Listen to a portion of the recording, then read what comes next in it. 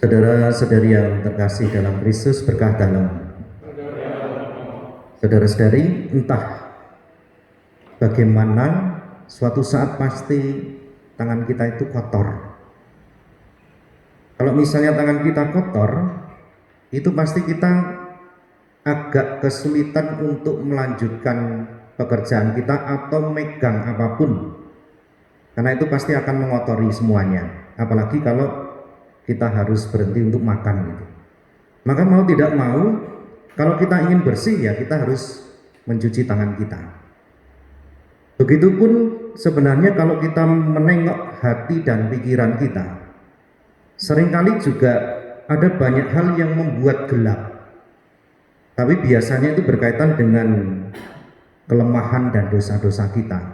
Kadang kita tidak menyadari, itu pelan-pelan, sedikit-sedikit lalu menumpuk dan akhirnya menjadi gelap. Otak kita juga, pikiran kita menjadi gelap, hati kita gelap. Maka tidak heran itu juga akan mempengaruhi sesuatu yang keluar dari diri kita. Dan bisa jadi juga mengotori semua yang kita sentuh, mengotori kata-kata kita, terlebih juga tindakan kita. Maka yang muncul itu juga hal-hal yang tidak baik, iri, dengki, marah, agresif. Sama seperti orang-orang Farisi dari kemarin itu kan sebenarnya apapun yang dibuat Yesus itu salah dan mereka tidak mau mendengarkan. Tetapi hari ini kita juga bisa belajar dari seorang wanita yang sungguh dengan rendah hati menyadari bahwa dia adalah pribadi yang kotor. Tetapi dia tahu persis bahwa Yesus itu punya kuasa untuk menyelamatkan, untuk menebus dan menghapus dosa-dosanya. Maka ada beberapa langkah yang dia lakukan dan nanti juga bisa kita jadikan pedoman atau contoh dalam kehidupan kita. Yang pertama, jelas datang kepada Yesus, lalu menangis di kaki Yesus, dan yang ketiga adalah meminyaki kaki Yesus dengan minyak wangi.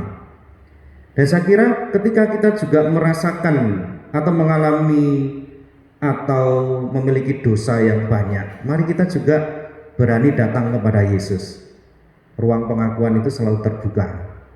Para imam itu menjadi tanda kasih dan belas kasih Allah yang bisa juga memberikan pelepasan atas dosa-dosa kita.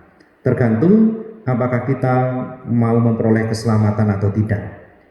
Lalu yang kedua, tindakan penyesalan yang kedua adalah menangis. Saya kira ini juga penting untuk kita.